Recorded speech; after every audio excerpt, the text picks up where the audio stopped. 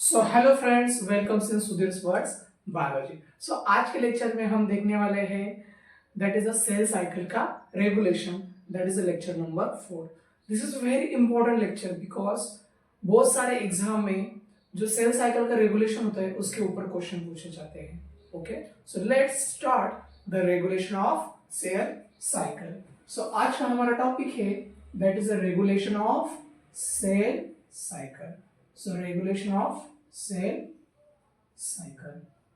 So जो regulation of cell cycle है, सबसे पहले हम देखेंगे that is a diagram of cell cycle. Okay, so this is a diagram of cell cycle. हम cell cycle की diagram निकालेंगे. Okay, so cell cycle की diagram में there are total 4 phases है. Okay, एक phase है that is a G1 phase, सबसे large phase है that is a G1 phase. उसके बाद है that is S phase. Okay, उसके बाद है यस फेज। देन उसके बाद है that is a G2 phase. Okay, और उसके बाद लास्ट है that is M phase. Actually M phase सबसे स्मॉलेस्ट फेज होती है, लेकिन यहाँ पे जगह नहीं है इसलिए मैंने लार्ज बताई है। ओके, और यम फेज में भी यम फेज में भी कितने फेजेस हैं? दैट इज बहुत सारे फेजेस है। That is karyokinesis and cytokinesis. So karyokinesis first है, that is a karyokinesis। और karyokinesis में भी कौन कौन से हैं? That is a prophase, okay, then metaphase, okay, then anaphase, okay, then telophase। यहाँ पे खाली टी लिखता हूँ, और यहाँ पे है that is a cytokinesis, okay, that is a cytokinesis। So this is a diagram of the cell cycle। अब इस सेल साइकिल में देखो यहाँ पे G1 फेज है। सो G1 फेज में से यस फेज में आने के लिए यहाँ पे एक चेक पॉइंट रहता है। ओके, सो यहाँ पे एक रहता है that is a checkpoint, and that checkpoint is called as a G1 S checkpoint. That is a G1 S check point. Okay, then उसके बाद यस फेज में एक चेक पॉइंट रहता है यहाँ पे। This is called as a S phase checkpoint. अभी आप सबको लगा, ओके, आप सबको लगता होगा what is mean by checkpoint. So checkpoint क्या है? सो चेक पॉइंट मतलब एक ऐसा पॉइंट है कि उस पॉइंट में से क्रॉस करके हमें नेक्स्ट पॉइंट में जाना पड़ता है, और ये चेक पॉइंट्स हाईली रेगुलेटेड होते हैं। मतलब for example check point cross करने के लिए हमें बहुत सारे इंपॉर्टेंट प्रोटीन्स लगते हैं। ओके, देन उसके बाद हमें हमें दैट इज G2 से यम फेज में जाने के लिए यहाँ पे एक चेक पॉइंट लगता है, that is called as G2 M check point. Okay, G2 M checkpoints. Then उसके बाद मेटाफेज और एनाफेज के बीच में एक क्या है? दैट इज चेक पॉइंट है, that is called as a spindle assembly check point. Spindle assembly check point. Okay, so सबसे पहले that is the regulation of cell cycle. Okay, उसमें पॉइंट्स क्या है कि cell cycle is highly regulated. Okay, cell cycle is highly regulated process. Highly regulated process. Okay, कैसे regulate किया जाता है? It regulated at entry and exit point. Okay, जहां जहां पे एंट्री होता है और जहां जहां पे एग्जिट होता है वहां पे क्या किया जाता है? यहाँ पे दैट इज अ रेगुलेशन किया जाता है। ओके, मतलब फॉर एग्जांपल G1 फेज में से यस फेज में जाना है तो हमें क्या करना पड़ेगा? G1 S check point cross करना पड़ेगा। सो इस चेक पॉइंट पे रेगुलेशन किया जाता है। देन यस फेज में आने के बाद यस फेज चेक पॉइंट किया जाता है। यस फेज चेक पॉइंट पे डीएनए डैमेज है क्या नहीं ये चेक किया जाता है। देन G2M चेक पॉइंट पे कुछ और चीजें चेक की जाती है। Then spindle assembly check point के बाद प्रॉपर सेल ने दैट इज एनाफेज कंप्लीट किया है कि नहीं ये चेक किया जाता है। Okay, so this is all important checkpoints. इस चेक पॉइंट पे रेगुलेशन किया जाता है। ओके, सो सबसे पहले that is G1S check point, it is a committed checkpoints, okay, it is a committed checkpoint, इसको committed checkpoint किया जाता है। कमिटेड मतलब अभी cell G1S check point cross किया, मतलब अभी सेल कंफर्म क्या करेगी, सेल साइकिल करेगी, ओके। एक चेक पॉइंट क्रॉस करने के बाद सेल के पास तीन ही ऑप्शन रहते हैं, एक तो सेल साइकिल कंप्लीट करेगी, या तो सेल सुसाइड करेगी, ओके, उसके पास दो ही ऑप्शन रहते हैं, ओके। देन उसके बाद that is a S checkpoint, it is a minor check point, okay, minor check point है, और यहाँ पे डीएनए डैमेज चेक किया जाता है, ओके, डीएनए डैमेज चेक, यहाँ पे डीएनए डैमेज चेक किया जाता है।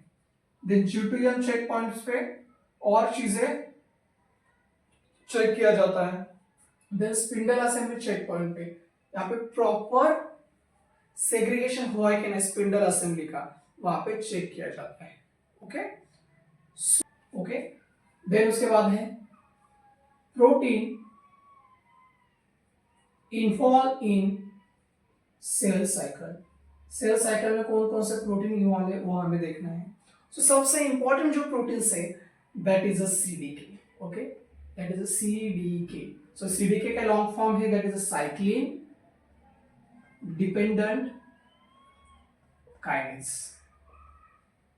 ओके। तो सीडीके क्या है, CDK it is a master proteins, क्योंकि पूरे सेल साइकिल के रेगुलेशन में इट इज इंपॉर्टेंस, ओके, और सेल साइकिल कंट्रोल करने के लिए और रेगुलेशन करने के लिए इंपॉर्टेंट प्रोटीन्स है, okay. So CDK it is a master protein, okay. This CDK क्या है, it is a one kind of the kinase, okay, it is a kinase, okay, और काइनेज ऑफ द काइनेज क्या करता है, which phosphorylate on serine threonine, serine threonine के ऊपर क्या करता है, फॉस्फोराइलेशन करता है। अब जो सीडीके होता है ऑलवेज इनएक्टिव फॉर्म में रहता है, okay, when it alone, okay, when it alone always inactive form, inactive form मतलब जो सीडीके अकेला होता है तो इनएक्टिव फॉर्म में प्रेजेंट होता है। सो इसका एक्टिवेशन करने के लिए कौन प्रयोग करता है, that is a cyclin, okay. When cyclin present with CDK, it get active. What? It get active. अभी CDK inactive क्यों होता है हमें देखना पड़ेगा। For example this is a diagram of CDK। तो CDK जब अकेला होता है तो इनएक्टिव फॉर्म में क्यों रहता है, क्योंकि उसके पास एक ATP बाइंडिंग साइड है, ATP और सबस्ट्रेट बाइंडिंग साइड है, ओके, सबस्ट्रेट बाइंडिंग साइड है, सबस्ट्रेट बाइंडिंग साइड, और इस साइड पे टी लूप जाके बाइंड होता है, this is a T loop. So जब सीडीके अकेला होता है तो उसके सबस्ट्रेट बाइंडिंग पे जाके टी लूप उसको बाइंड होता है और उसको इनएक्टिव करता है, ओके, वहां पे जाके क्या करता है, इनएक्टिव करता है। बट जब यहाँ पे आके साइक्लिन रिक्रूट होता है, ओके, यहाँ पे आके जब साइक्लिन रिक्रूट हो जाता है तब टी लूप क्या होता है, पार्शियली थोड़ा सा दूर चला जाता है, ओके। और जब साइक्लिन सीडीके के पास जाके रिक्रूट होता है तब क्या होता है, पार्शियली एक्टिव हो जाता है, क्या हो जाता है, पार्शियली एक्टिव हो जाता है। पूरा एक्टिव हो जाता है क्या, नहीं नहीं, खाली पार्शियली एक्टिव हो जाता है, okay. So when that is a CDK plus cycline, it get partially active, ये क्या होता है, partially active होता है, okay. So total in human, okay, in human 11 CDK are present, मतलब हमारे ह्यूमन बीइंग के पास टोटल कितने CDK प्रेजेंट है, दैट इज 11 CDK प्रेजेंट है आपका, बट उनमें से that is in out of 11 only 4 CDKs which works or participate in cell cycle, okay, so only 4 ही 4 ही सीडीके क्या करते हैं, that is a cell cycle में पार्टिसिपेट करते हैं। वो कौन कौन से सीडीके है, that is a CDK 4-6, then CDK 2, then CDK 1। So ऐसे 4 क्या करते हैं, that is a CDK work करते हैं। Okay, so this is the CDK, okay, that is cyclin dependent kinase। ये हुआ हमारा that is a CDK protein के होता है। ओके, नेक्स्ट है दैट इज अ साइक्लिन। देखो, it is a specific protein. Okay, it is a specific protein और specific to the phase, specific to the phase मतलब जो सेल की जो फेजेस होती है, हर फेज के लिए अलग अलग साइकिल लगता है। Okay, then availability of cyclin get activate CDK. Okay, मतलब जहां पे साइक्लिन सीडीको पे जाकर रिक्रूट होगा, वहां पे क्या होगा, that is a CDK activate होगा। मतलब साइक्लिन होगा तो सीडीके एक्टिवेट होगा, साइक्लिन नहीं होगा तो सीडीके एक्टिवेट नहीं होगा। सो सीडीके को एक्टिवेट करने के लिए साइक्लिन बहुत इंपॉर्टेंट है। बहुत सारे जो साइक्लिन है फेज टू फेज में क्या करते हैं, दैट इज अ वर्क करते हैं हर एक फेज में। Then it is protein made up of 2 boxes. Okay, इसके पास 2 बॉक्सेस से मेड अप इसका स्ट्रक्चर बना है। फॉर एग्जांपल ये साइक्लिन है। ओके, सो साइक्लिन के पास 2 यहाँ पे क्या प्रेजेंट है, दैट इज साइड प्रेजेंट है या बॉक्स प्रेजेंट है। ओके, यहाँ पे है साइक्लिन बॉक्स। ओके, और जो साइक्लिन बॉक्स है वो 100 अमीनो एसिड से बना है। कितने अमीनो एसिड से बना है, 100 अमीनो एसिड। और ये 100 अमीनो एसिड से बना हुआ साइक्लिन का वर्क क्या है, with the help of cyclin box cyclin कहाँ जाकर बाइंड हो सकता है, सीडीके को बाइंड हो सकता है। With the help of it use to bind on CDK. Okay, CDK को बाइंड होने के लिए हेल्प करता है, that is a cyclin box. देन दूसरा बॉक्स है उसके पास डिस्ट्रक्शन बॉक्स। उसके बाद क्या है, डिस्ट्रक्शन बॉक्स। अब डिस्ट्रक्शन बॉक्स मतलब जब साइक्लिन को क्या करना है, खुद को डिग्रेड होना है, तो इस डिस्ट्रक्शन बॉक्स पे जाके कौन आएगा, that is a E3 ubiquitin ligase. Ubiquitin ligase आएगा और इसको क्या करेगा, डिग्रेड करेगा। ओके, अभी हम जो प्रोटीन्स थे, तो प्रोटीन्स के बारे में हम पढ़ रहे थे। ओके, सो फर्स्ट है that is a phase G1 phase में जो सीडीके लगता है, दैट इज कॉल्ड सीडीके 4-6। जो साइक्लिन लगता है, दैट इज साइक्लिन D, और इसको जनरल नाम दिया जाता है G1 सीडीके। और G1 जो सीडीके है, G1 सीडीके, उसका फंक्शन है entry to the cell cycle. तो सेल साइकिल में आने के लिए सीडीके 4-6 और साइक्लिन भी चाहिए।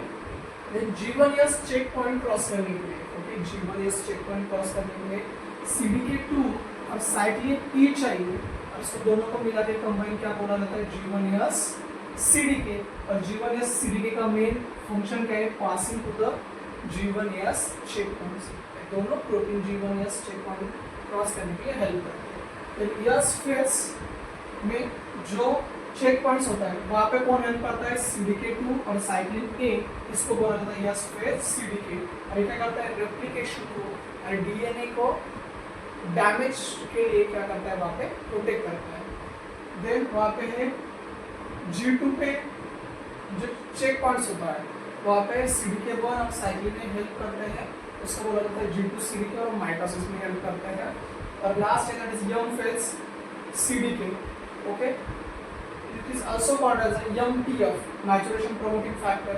एग्जाम में पूछा जाता है मैचुरेशन प्रोमोटिंग फैक्टर किससे बना है, maturation promoting factor cyclin CDK 1 और साइक्लिन B से बना है। और ये क्या करता है, that is a MTF metaphase में जाने के लिए क्या करता है, हेल्प करता है। जब MTF होगा तभी क्या होगा, जो सेल साइकिल है, वो सेल है वो किसमें एंटर होगी, दैट इज यंग फेज में enter. Okay, so this is about the CDK और साइक्लिन। आज के लेक्चर में हमने देखा सीडीके और साइक्लिन, इस प्रोटीन के बारे में और थोड़ा सा सेल साइकिल के रेगुलेशन में, और जो इम्पोर्टेंट प्रोटीन है हम नेक्स्ट लेक्चर में देखेंगे। ओके, आप कोई भी प्रॉब्लम हो आप कमेंट बॉक्स में पूछ सकते हो। Okay, so subscribe and share my channel.